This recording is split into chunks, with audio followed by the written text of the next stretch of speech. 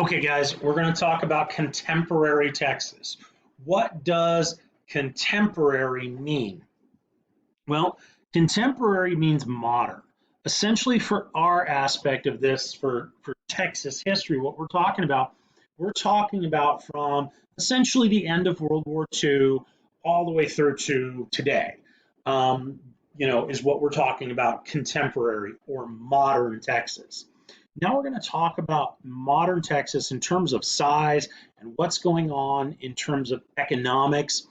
That's this PowerPoint. We will talk about civil rights movement, the Cold War, all those other things, space race. We will talk about those, just not right now. Right now, we're going to talk about economics.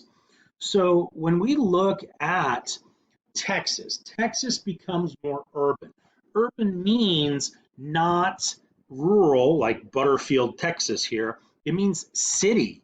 Okay, so rural is country, urban is city. So Houston, San Antonio, Dallas, Austin, Fort Worth, El Paso, Arlington, those are all massive, cities. They're big areas. San Antonio back in 10 years ago, I was surprised to, realize according to the census data, that was second. I didn't think it would be that large. I really thought one of these other cities would be larger, Dallas or Austin, but I guess San Antonio was bigger. Um, I think most people, when you think Dallas, you also think Fort Worth. So that would definitely put them above us. Now, looking at these cities, that may not be the same now. When this census that's going on right now, we literally just filled it out a couple of days ago. That census data is going around right now for America to figure out who gets what piece of the pie. If you have more people in your state than another state, you get more representation in the federal government. If you have more people in your state, you get more money than other states. If you have more people in your city in terms of Texas money, you get more of the Texas pot of money. Poor little Butterfield down here, when you think about who they're next to, I believe it's El Paso. If you've got four people and they have 680,354, you don't, you're way outnumbered. You're not going to get the same amount of money to take care of your little tiny town that they do. You're also not going to have the same kind of representation. If you call your congressional representation and you're like, hey, I'm calling up to the Texas Congress and I'm like, hey, I want to know what's going on here in Texas and why you're not taking care of us down here in Butterfield. Well, the congressman's not going to tell you this, but the reason he's not taking care of you down there in Butterfield is because there's only four of you, and he could stand to lose all your votes. So, yeah, you're not going to get much ear time or much face time with this guy talking to you and solving your problems, just because he's probably much more worried about these 6,835, or excuse me, 680,000 people, that he needs to worry about those votes, not those votes. Okay, so that's the bottom line behind urbanization and why it's important and what changes it brings on is what we're going to talk about next. Okay, so when we look at urbanization of Texas, there are some benefits. Clearly, it's jobs in service-related fields. Like if you think about, it's actually in all fields if you think about it. If you look at like Rackspace moved to San Antonio, and all of a sudden, Rackspace has all these people who move into San Antonio with good paying jobs. Those people want a house. Do they want an old junky house? Or do they want a new house? Well, if they're going to live here for a while, they might want to build a house. Well, if they need to build a house, that's more construction jobs. That's more construction workers who have more money in the economy. They might want a new truck. They might want new tools. They might hire more guys to help them build more houses. So this influx of one big company can lead to a ripple effect in a lot of other industries where people make more money. Now, there are some problems with this fast growth. Fast growth leads to an overwhelmed infrastructure. Think of it this way. If you have an old, aged sewer system and some guy comes and puts a gigantic skyscraper with 1,000 people living in it right on top of your area and hooks it up to the sewer system and they don't make any improvements, that could be a traffic jam you don't want to see.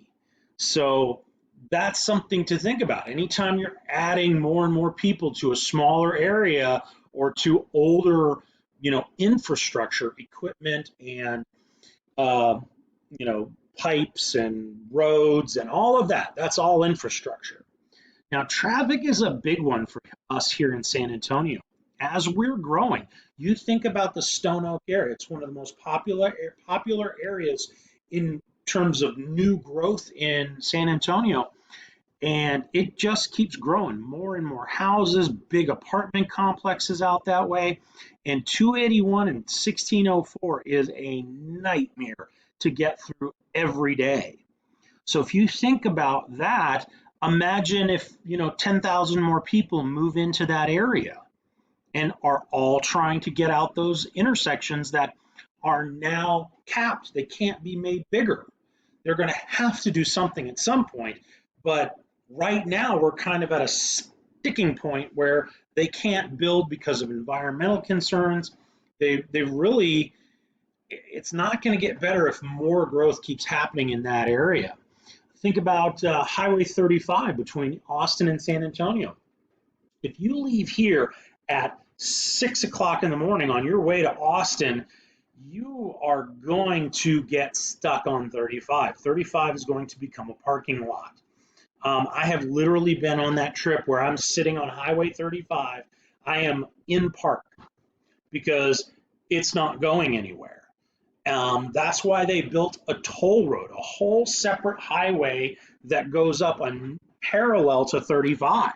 If you get on that highway, you're flying because there's nobody out there. It doesn't go through Austin because it doesn't back up. You can get where you want to go much faster. So that's where one piece of infrastructure was overwhelmed and the building of another created, some access out there and jobs and things like that, which led to more growth. And who knows where those construction workers live. Education. Education can also have trouble keeping up. Education is tied to property taxes. That's how we get our funding for the most part. So every 3 years is when they decide what property taxes should be. So if the first year of that new 3-year cycle, a school realizes, oh my God, we got 10,000 more kids coming into this district. What do? How do we handle that? We're not going to get an influx of more money for 2 more years. And we can reach points where we have overcrowding in schools and we got to buy big portable sets. We got to all that sort of stuff. When I graduated from high school, my high school was building a brand new 3-wing addition so they could get rid of the portables. So I graduate, they open up the new wing, great. I never get to use it. Kids are happy. The next year, so the very next year after I graduated, well, not the next year, but the year after, so that would have been 92, 93, so 93, 94 school year, they had to bring the portables back because they were overcrowded. That same year, they had built 3 new elementary schools to keep up with the growth. If you build 3 new elementary schools because of growth, pretty soon you're going to have to build new middle schools and new high schools. And all of a sudden, Taft used to be the only high school outside 1604 in that area. And then 2 years, 3 years after I graduate, it was not anymore. There were many more. So the idea there is that all of these things of infrastructure have to cope with growth. So next up, we're going to talk about cycles of boom and bust. This idea that industry goes through fluctuations, changing from one to the next. And we'll talk about that here with this slide and a few others talking about what a boom and a bust cycle is. All right, guys, catch you in the next video.